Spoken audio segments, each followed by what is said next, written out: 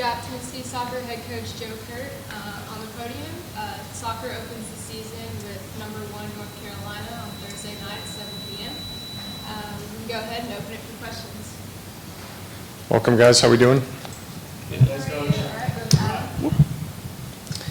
Yeah, Coach, you guys struggled a little bit offensively last year. What did you do this offseason to address that? And you got a number of SEC transfers. Do they factor into that, or how do they factor into this?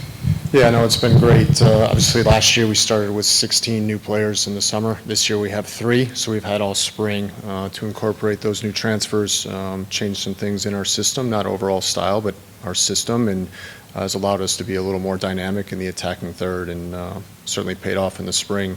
Averaged 2 goals a game, and have created a lot more scoring chances. And even over the weekend, we had the same.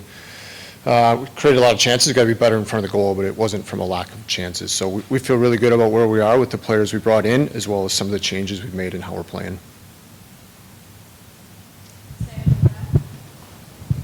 Coach, what's the benefit of starting the season against such a good opponent, and what can you learn from that test? Yeah, I mean, I think it's where we want to finish the season, right? We want to play those games in December, so let's figure out where we are early on. It's going to no different than playing Clemson over the weekend. It's going to help us prepare for not only what we're going to see in the league, but what we're going to see in the NCAA tournament. So I think it's right away we're going to know here's where we are, here's where we need to improve, here's what we need to keep doing. So that's why we're here, to compete for national championships. So let's see where we are straight away. Building off that, what's the benefit of having an exhibition match against a high major opponent already in the books? Yeah, I think it's good in terms of our 2 preseason games, one against Chattanooga, forced us to look at what we do without a lot of pressure, and then coming against Clemson, obviously a team that's going to come out and press us, be organized. I think the balance of those 2 has, again, helped our preparation for what we're going to see throughout the non-conference portion and within the league. So feel really good about how that went, as well as the training sessions we had leading up to it. Gives us more time and game experience in the back half of us being under pressure there, but also breaking teams down that are organized and put a lot of numbers behind the ball. So I think it really helped us make sure we're checking all the boxes in and out of possession. Tim Howard's daughter is on the team. What do you see sort of the traits there that she came up in the sport at an elite level, or at least saw that, and just what was the recruiting process for her? Sure. No, Allie's been tremendous, along with all of her classmates, Soph and Abby, Miley and Morgan being here in the spring. But, she's been around the game at a high level. Obviously, her dad played at a high level, different positions, so different attributes. But she's got a unique sense of the game and does a great job up top of bringing others into the game, and knows who she is as a player. And I think she's obviously had a pretty important mentor that's helped her through that. But she's been really good at stepping into, a challenging environment here, and has really fit in well with her teammates on and off the field, as well as her whole class. So they've been great throughout during the recruiting process.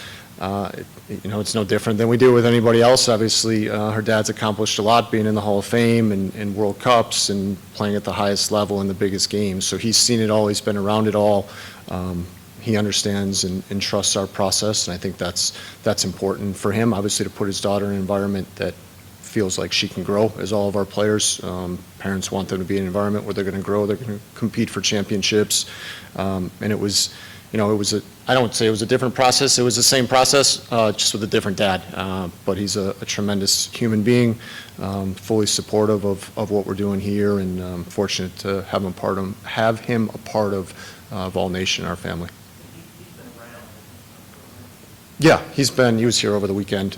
He's around. He's involved, and just like any other parent, he's involved, and obviously he's got a little different background, but no, he's involved just like all of our parents, who are incredibly supportive of their daughters and our team. So yeah. Coach, back to your returning roster, who do you see take a big jump in leadership from last year to this year already? Good question. I think our leadership within the team's been pretty similar, with Mac, Allie, and Allie in terms of really leading the team. But we've had some younger players step up, and we've talked a lot about, as a team, all of our players have to be leaders at times on the field, right? We all have to be able to communicate, give information, receive information. But our overall structure hasn't changed, but empowering our younger players, again, talking about we had 16 new players last year. Well, those are all returning players this year, so they're able to help lead. And I think our team has certainly grown together over the course of the spring. They trust one another. They're willing to give information to one another. They're willing to hold each other accountable and what our standards needs to be. And I've been really proud of all of them, whether they're freshmen or returners, being able to demand what we need from one another to be successful. So Luch has stepped up, Keaton Mitchell stepped up vocally in that, certainly Allie, Sheridan, Leah. We've had a lot of players step up with their voices. Jenner Stayer has done a good job on the field. She's always been consistent for us, but has raised her level. So we've had a lot of players step up. That's why we had a really successful spring and feel like that's going to be a really great springboard for us going into the fall. Any other questions? Okay, thanks guys.